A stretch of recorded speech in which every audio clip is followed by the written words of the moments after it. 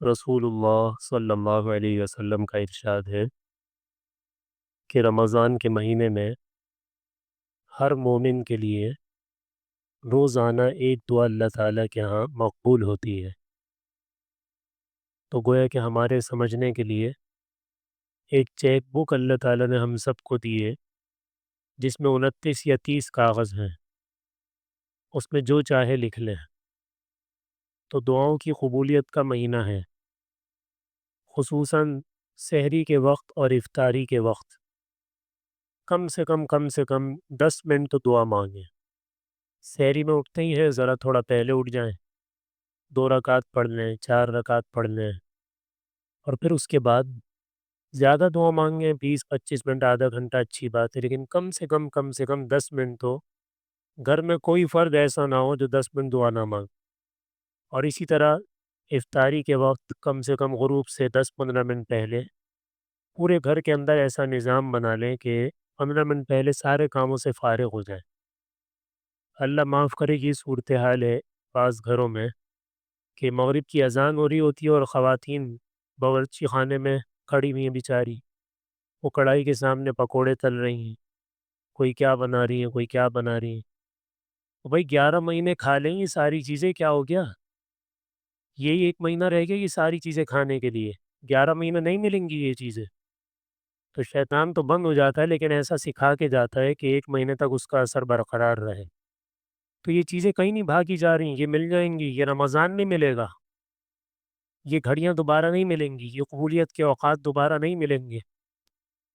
بعض گھر ایسے ہیں ماشاءاللہ ہمارے ادھر کراچی میں ہی کہ ان گھروں میں عصر کے بعد کوئی کام نہیں ہوتا، جتنے کام ہیں گھر کے سب خواتین عصر سے پہلے مکمل کر دیتی ہیں۔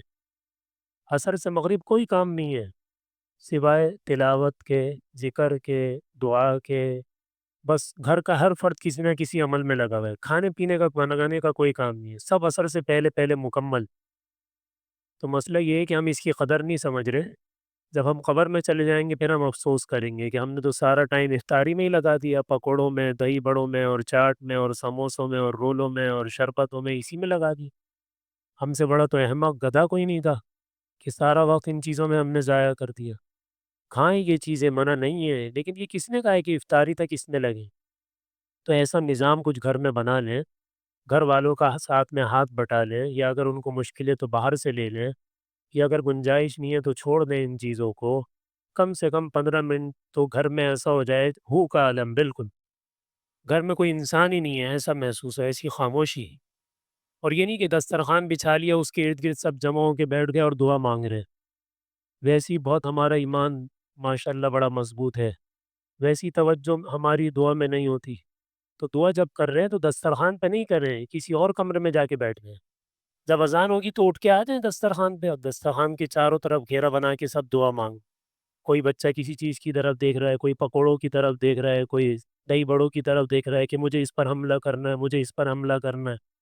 تو وہ دعا مانگ رہے ہیں، یا توجہ اور دماغ اور دل کہاں لگا ہوا ہے؟ تو اس لیے ہماری تو خلوت میں بھی توجہ نہیں ہوتی دعا میں، تو دسترخوان پر بیٹھ کر ہماری کیا توجہ اور کیا دل لگے گا؟ تو اس لیے برائے کرم یہ کچھ تھوڑا سا وقت، کم سے کم 10-15 منٹ سحری کے وقت میں، 10-15 منٹ افطاری کے وقت میں خوب اللہ سے رو رو کر دعائیں مانگیں، اپنے لیے مانگیں، اپنے گھر والوں کے لیے، رشتہ داروں کے لیے، پوری امت مسلمہ کے لیے دعائیں مانگیں۔ قبولیت کا وقت ہے، تو یہ وقت ہم سے ضائع جا رہا ہے، اور یہ دوبارہ پھر ہماری زندگی میں یہ وقت کبھی نہیں آئے گا جو ایک مرتبہ گزر گیا ہے۔ اللہ تعالی ہم سب کو عمل کی توفیق دے۔